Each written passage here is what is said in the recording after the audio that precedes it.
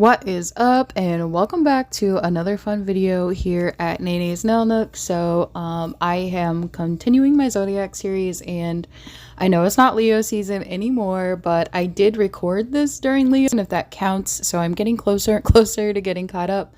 And then like here soon I'll have to record my Virgo nails and so on and so forth. But here I'm just going through some of the items that I'm using in today's video. I was going to use these charms in that chain and I decided not to, but I am going to pierce these nails, which I did struggle with quite a bit. But you're going to see a little bit of everything in the video. So first I am going in with one nail, like for the accent nail on each hand. I was like, you know, I don't have any like Leo charms or things like that, so the power color for Leo is gold. And I was like, awesome. So we just did bright white and silver for Cancer, so Leo is gold. And I was like, well, that's a lot of fun. Of course, I'm going to flash it up on the screen here and what that means or what that stands for if you are a Leo in the Zodiac spectrum.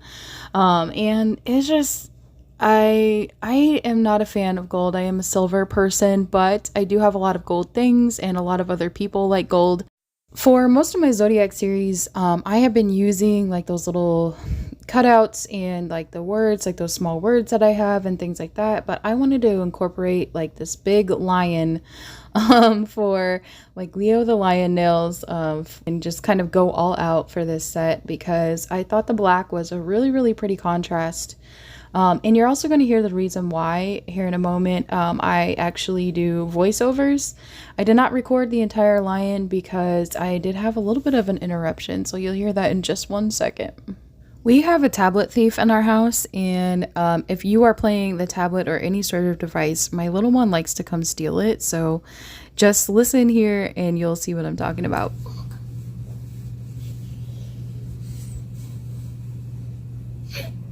No, that tablet is mine. That's not my tablet.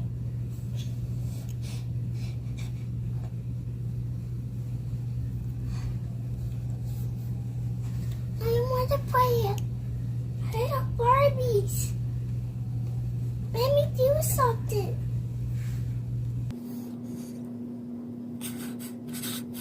I can't reach. Mommy. Yeah. I can't reach the tablet. Please, Mommy. You want my tablet? It's too scary.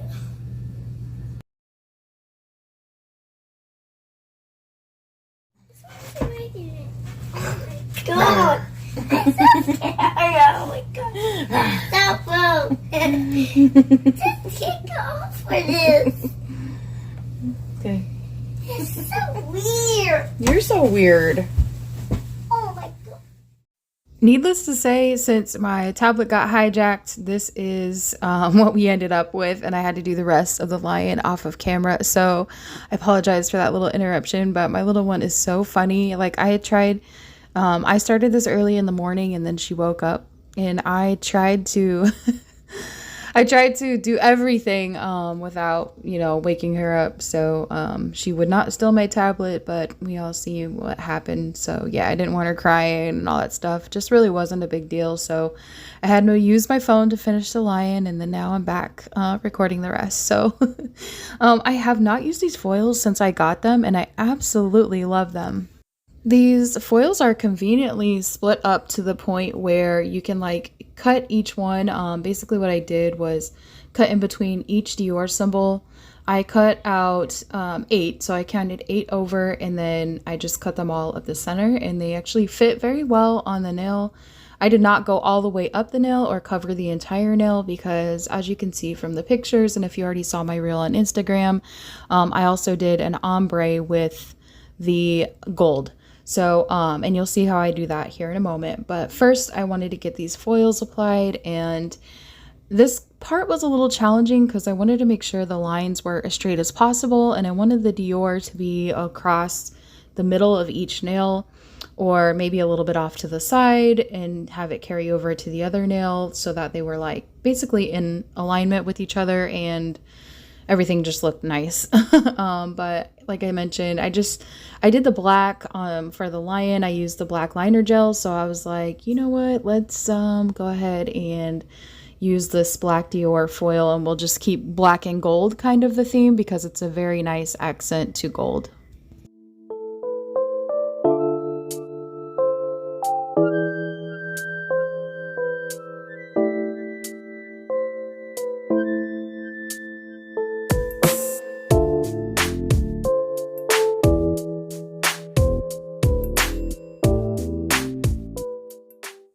In my red iguana unboxing video a couple videos ago, I did mention that I got to finally use one of these to its full capacity. So I did use this the gold red iguana.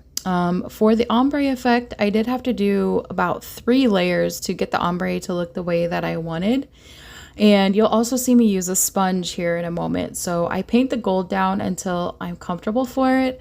I do really thin layers because I just don't want it to be really blobbed up, and I don't want my nail to be too thick by the time I'm done. So I paint down just to cover the Dior foil just a little bit.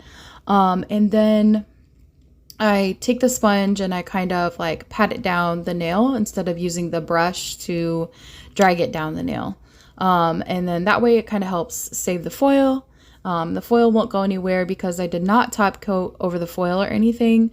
I haven't experienced gel polish or alcohol or anything removing foil before, but I'm sure it's possible.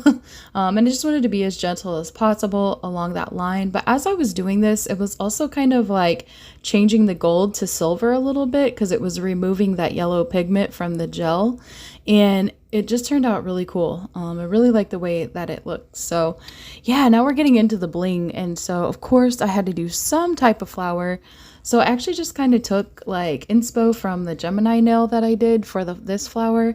And I still wanted to use the chain, but I didn't want the chain to be too much. You know, I already knew that the gel polish was really overpowering. Like it's very, very glittery and very, very sparkly.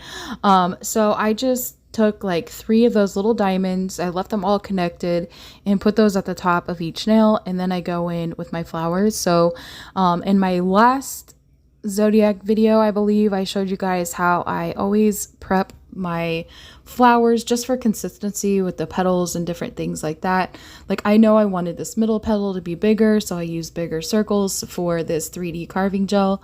And then I wanted the petals on the left and the right side to be smaller, so I used smaller beads or balls of 3D carving gel for the 2 smaller ones. And I also wanted these to look a little bit more realistic or more like acrylic flowers. And so the way that I shake them, I put kind of like if I were using an acrylic brush, you could see like how deep the groove is at the base of the flower. And then I just did this on both hands. And of course I cure everything for 60 seconds. Like the layers that I did for the ombre, I only cured those for 30 seconds. When it comes to doing nail foils, I always cure my nail foil glue for 2 minutes and let it cool down, and that seems to help with adhesion and not being too tacky in some areas and more tacky in others and that kind of thing. I always cure, when I'm finished with the flowers, I cure those for 60 seconds. I always cure my rhinestone glue for 60 seconds. Like for me, it's just a precaution on how long I want to cure, like how well I want things to stay. Like even if I cure something for 30 seconds initially, if I know it's going back in the lamp for 60 seconds, all of that good stuff, then it is what it is. But anyway, I got this piercing kit off of Amazon and it is really, really cool and it definitely helps. I have tried to pierce like polygel and things like that before, things that might be a little thicker in consistency or a little more firm than just a press-on, and it worked just as well. The only hard part about this is that the pinhole to put the rings through in this kit came with everything. Like it has like, as you can see, it came with those pliers. It came with this awesome, amazing little tool.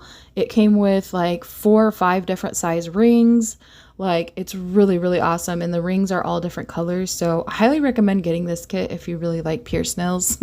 Or if you want to start like using charms or dangling charms off your nails. This is a really, really, really good kit for it. But like I mentioned, the hard part is that with this little tool, it leaves just a big enough hole for the ring to fit through. And sometimes it's very challenging because you have to split the ring open enough to get underneath the nail and then also put it through the hole without the other side of the ring hitting the nail and all different kinds of stuff. Like, I struggle with this forever. You see I have my tweezers now, and eventually I do get this ring in, but it was like these little rings were like flying out from my tweezers and flying all over my room and different things like that because they would slip out. I was squeezing them so hard. Just all that crazy stuff. But, you know, I try not to pull the ring like the ends away from each other. I try to like twist them away from each other, if that makes sense, because I don't want the ring to be like oblong and like a really odd shape. But I'm so thankful that those pliers came in this kit because that made everything so much easier to do. And these little rings are actually pretty strong. I could have probably went up a size in a ring, but I didn't want it to be too noticeable. I just wanted it to be just enough, again, just to go with the set. So of course I chose the gold rings, and they do move around a little bit and they're just really cool. And they don't make a lot of noise, but they could potentially get caught on some things and all that good stuff. But yeah, like, these just turned out so cute, and I was able to successfully get the rings on. So we're nearing the end of my video. So happy birthday, or happy belated birthday, to all my Leo friends. And I want to thank you all so much for being the best part of my channel, of course. And thank you for coming back, or thank you for being here if this is your first time. And I will see you in my next video.